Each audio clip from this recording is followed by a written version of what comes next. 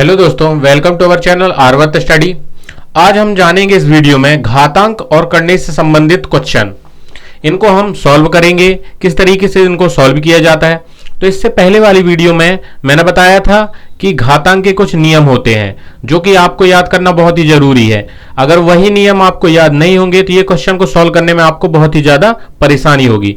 तो वो नियम कौन कौन से हैं हमने इससे पिछले वाली वीडियो में अच्छे तरीके से बताया है, लेकिन हम आपको ये क्वेश्चन सॉल्व करने के पहले नियम वो बता दे रहे हैं कि क्या क्या होते हैं। तो जैसे पहला हमारा जो नियम था वो क्या था, पहला नियम था घातांक का, अगर a की घात m और गुणित में a की घात n हो, मतलब अलग अलग घातें हो लेकिन संख्या समान हो, है ना, उसका जो आधार है वो समान हो, तो जो घातें होती वो क्या होती हैं, जुड़ जाती है, मतलब m प्लस n हो जाता है ना।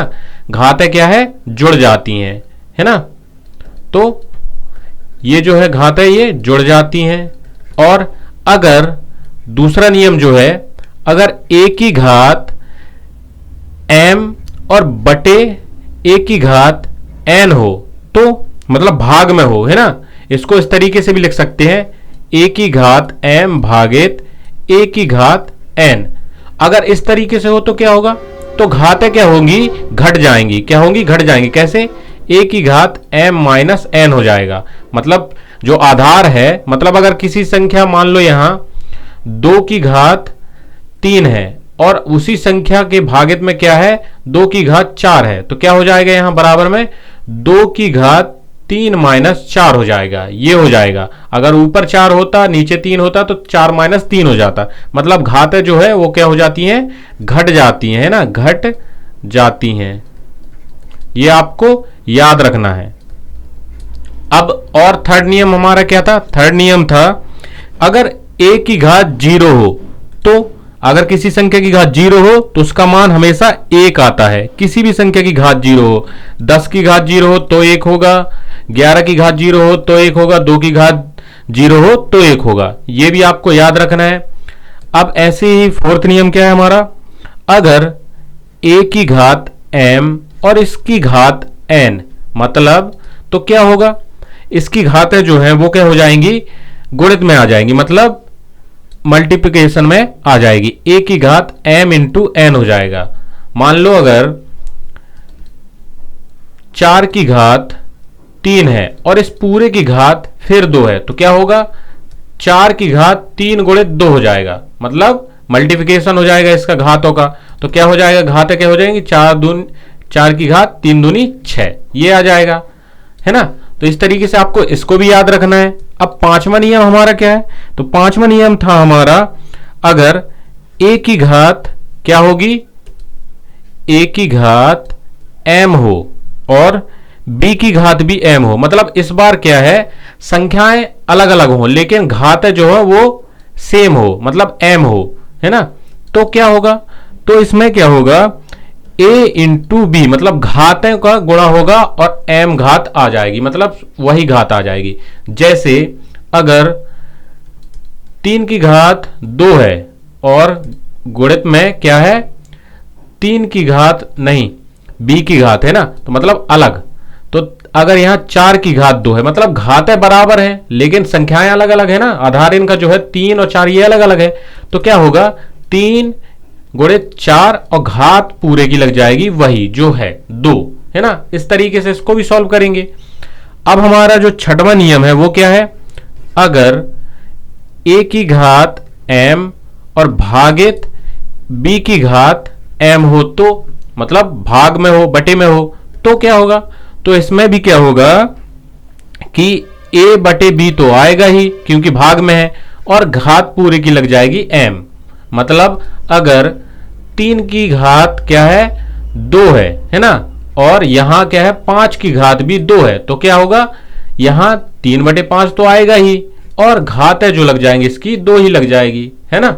इस तरीके से आपको ये नियम आपको याद रखना है। और लास्ट नियम था हमारा कि अगर किसी घात माइनस में हो, है ना, इनवर्स हो, निगेटिव हो, तो क्या करेंगे, अगर a की घात माइनस m हो तो फिर क्या करेंगे, तो ये आ जाएगा 1/a की घात m, मतलब आएगा वही लेकिन 1 के बटे में आ जाएगा और उसका ऋणात्मक जो लगा है वो चला जाएगा। कैसे, अगर 3 की घात -2 है तो क्या होगा, तो यहां आ जाएगा 1/3 और घात जो है माइनस हट जाएगा तो 2 ही आएगा। इस तरीके से आपके ये नियम है। अब आते हैं हम अपने उसी क्वेश्चन की तरफ। तो हमारा क्वेश्चन जो है वो क्या है, हमारा क्वेश्चन जो है, पहला क्वेश्चन जो है वो है 2a की घात 2 इंटू बी की घात 3 इंटू सी की घात 4 इंटू 3a b की घात 2 इंटू सी की घात 3। ये हमारा क्वेश्चन है। अब इसको हमको सॉल्व करना है। तो अभी जो हमने नियम बताए हैं उन्हीं के अनुसार ये सॉल्व होगा। कैसे, अब यहां जो पहला क्वेश्चन है हम उसको लेते हैं। तो है 2a की घात 2 है ना। अब यहां हम क्वेश्चन लिख लेते हैं 2a की घात 2 इंटू बी की घात 3 है इंटू सी की घात 4 है इंटू 3a और इंटू बी की घात 2 है इंटू सी की घात 3 है। ये हमारा क्वेश्चन है। अब इसको अगर हम सॉल्व करते हैं तो हमें करना क्या होगा, ए की जो हमारा क्या है आधार है ना, ए आधार है, बी आधार है, सी आधार है, ये सभी है। तो इनको हमको ढूंढ लेना है कि ए कहां है। तो ए की घात 2 है और एक ये है 3a, इसकी घात कुछ नहीं है मतलब 1 है। जिसकी घात कुछ नहीं होती मतलब उसकी घात 1 होती है। अब एक घात ये मिल गई और ए की घात 2 ये मिल गई। तो हमारा जो नियम है पहला वाला नियम जो क्या है, अगर घातें इंटू में हो मतलब गुणे में हो और आधार बराबर हो तो घातें क्या होती हैं, जुड़ जाती है, जो पहला नियम हमारा कहता है। तो उसी नियम को अगर हम यहां अप्लाई करेंगे तो हमारे पास क्या आएगा, ए की घात 2 और ए की घात 1, तो इनकी घातें जुड़ जाएंगी। मतलब हम यहां क्या लिख सकते हैं, ए की घात 2 और 1 जोड़ेंगे तो हो जाएगा कितना, 2 प्लस 1 है ना। तो ये हो जाएगा 3 घात हो जाएगी। अब यहां 2 है, आगे आगे क्या है हमारे पास 2। तो क्या करेंगे हम 2 को 3 से गुणा करेंगे। क्यों, क्योंकि जो संख्याएं हमारे पास ओनली यही है 2 और 3, तो इन दोनों का गुणा कर देंगे क्योंकि सभी जो है एक दूसरे के गुणा में है ना। तो हम सबका तो वैसे भी मल्टीप्लिकेशन कर रहे हैं, तो 2 और 3 का गुणा कर देंगे तो 6 आ जाएगा। ये हमने 6 भी कर दिया। अब ए का कर लिया और संख्याओं का भी गुणा कर लिया। अब हमारे पास एक एक से करते हैं ना। अभी हमने ए का किया, फिर बी का करेंगे, फिर सी का करेंगे। अब बी देखते हैं, बी कहां है, बी की घात 3 है और दूसरा बी कहां है, ये है बी की घात 2। इसमें भी वही वाला नियम लगेगा, घातें जुड़ जाएंगी है ना, क्योंकि आधार समान है। बी भी है इसमें और इसमें भी बी है। तो इंटू बी को बी लिखो और इनकी घातें क्या है 3 और इसकी घात है 2, तो दोनों को जोड़ दो, 3 प्लस 2, ये कर दिया हमने। अब फिर इंटू लगा देते हैं क्योंकि वैसे भी मल्टीप्लिकेशन में है सब।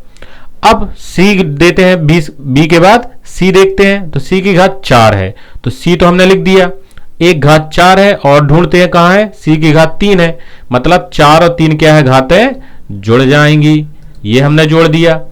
अब इसके बाद हमारे पास कुछ भी नहीं है, ए बी सी हमने सब कर लिया और संख्याओं का भी 2 और 3 का गुणा कर दिया, 6 आ गया।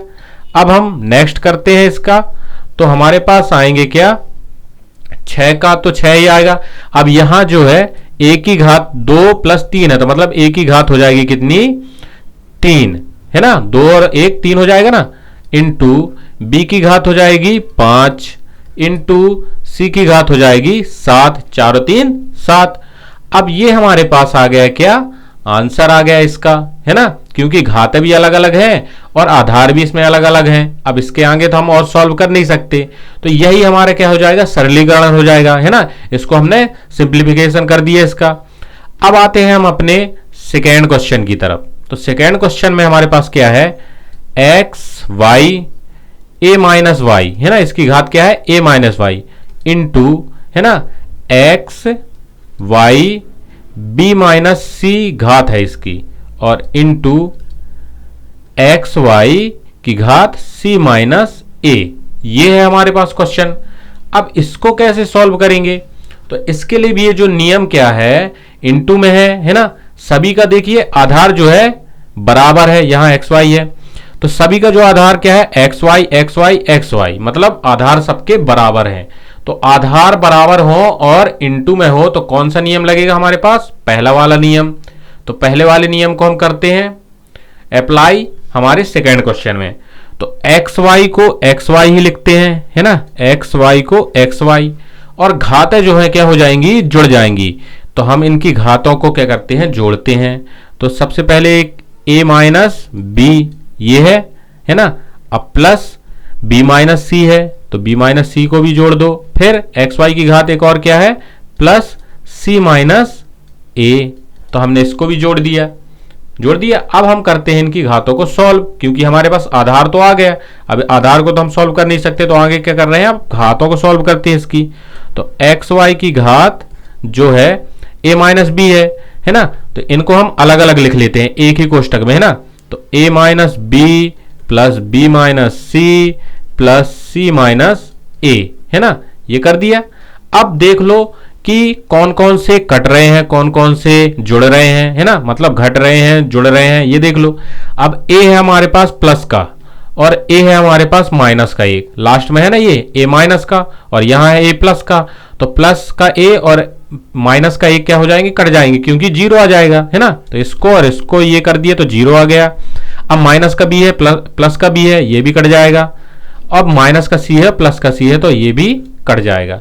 मतलब हमारे पास क्या बचा, एक्स वाई की घात जीरो।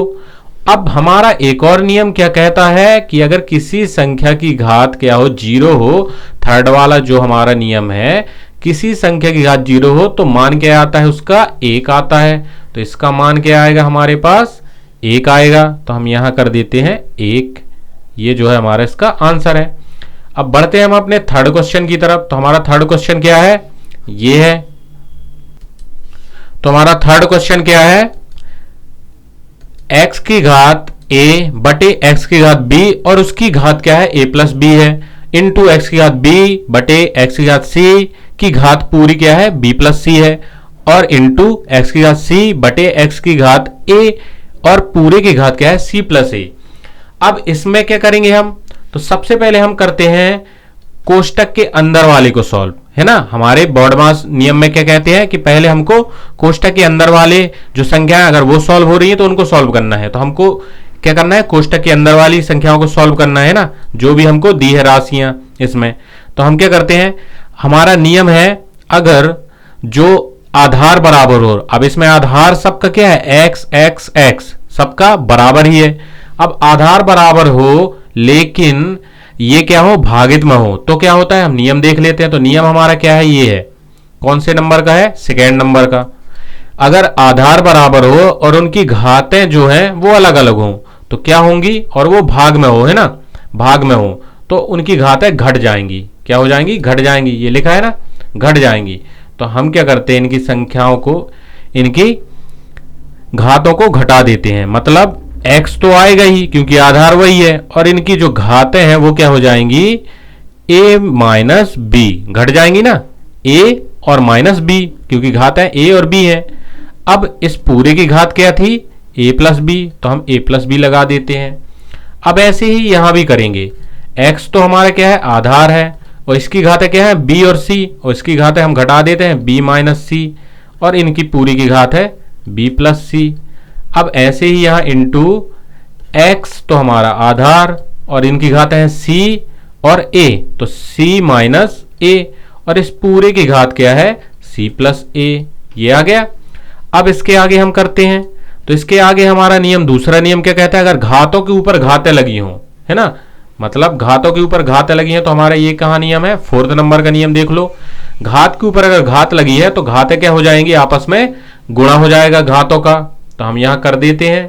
तो हमारा क्या है, x, x तो हमारा क्या है, आधार है, तो x को हमने x लिखा, और इन घातों का क्या कर देंगे, हम गुणा कर देंगे, है ना, a माइनस बी, और यहां इंटू a प्लस बी, ये आ गया। अब सेकेंड वाले में पार्ट में भी हमको यही करना है, x तो लिखना ही है, x हमने लिख दिया।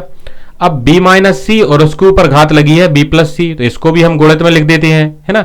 तो b माइनस सी इंटू बी प्लस सी।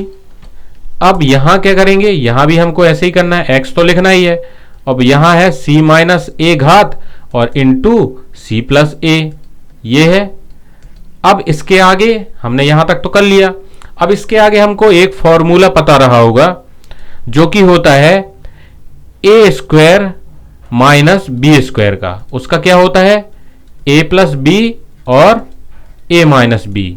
अगर ए प्लस बी और ए माइनस बी गुणित में मिल रहे हैं कोई भी संख्या, तो उसका बराबर में क्या होगा? ए स्क्वायर माइनस बी स्क्वायर। मतलब हम इसको यहां अप्लाई कर सकते हैं। क्यों? क्योंकि यहां देखो ए माइनस बी इंटू ए प्लस बी है। मतलब इसका जो मान आएगा वो क्या आएगा? एक्स की घात क्या आएंगे? ए स्क्वायर माइनस बी स्क्वायर। मतलब ए स्क्वायर माइनस बी स्क्वायर ये आएगा। अब यहां भी हम क्या करते हैं? एक्स, और यहां क्या आएगा? बी स्क्वायर माइनस सी स्क्वायर। क्यों आएगा? क्योंकि हम अगर ए मान ले किसको? बी को, और बी मान ले सी को, है ना। यहां अप्लाई करेंगे तो यही मानना पड़ेगा। तो यहां आएगा बी स्क्वायर माइनस सी स्क्वायर और इनटू फिर एक्स है, और यहां आएगा हमारा जो मान आएगा वो क्या आएगा?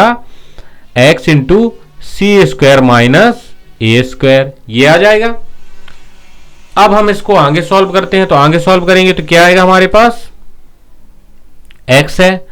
अब एक्स देखिए यहां जो है इस फॉर्मूले को छोड़ दीजिए, है ना। इसको हमको फॉर्मूला है ये।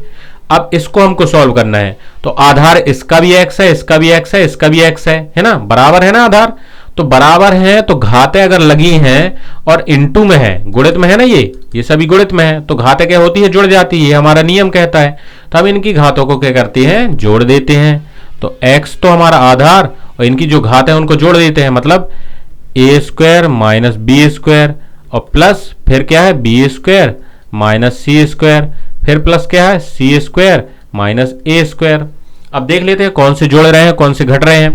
ए प्लस का है, ए माइनस का है लास्ट में, तो ये क्या है? कट जाएंगी, मतलब जीरो आएगा इनका। बी माइनस का है, बी प्लस का है, ये भी कट जाएगी। सी माइनस का है और सी प्लस का है, ये भी कट जाएगी। मतलब एक्स की घात क्या आ जाएगी?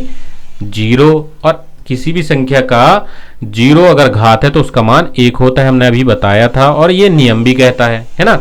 इस तरीके से आपको इस टाइप के क्वेश्चन को सॉल्व करना है ना। और इसी तरीके से आपको और भी क्वेश्चनों को सॉल्व करने में आसानी होगी अगर आपको इसमें जो नियम है वो आपको अगर याद होंगे, या फिर आपको इनको अच्छे से समझ लेना है कि किस तरीके से होंगे। तो आपको याद करने की भी जरूरत नहीं है। आपको सिर्फ ये देखना है कि अगर घातें क्या है? गुणित में है तो जुड़ जाती हैं, भागित में है मतलब आधार समान हो, है ना। गुणित में है तो जुड़ जाती हैं और भागित में है तो घट जाती हैं। और घात अगर उस जीरो लगी तो एक होता है, और घात के ऊपर घात हो तो घातों को क्या होता है? गुणा होता है ना। और अगर घातें समान हो तो आधार जो होता है वो गुणित में होती है और घात पूरी की लग जाती है। इस तरीके से आपको ये सभी याद रखना है ना, बहुत ईजी है। तो अगर यह वीडियो आपको पसंद आई हो तो हमारे चैनल को सब्सक्राइब कर दीजिएगा, वीडियो को लाइक करना मत भूलिएगा और शेयर भी कर दीजिएगा। धन्यवाद।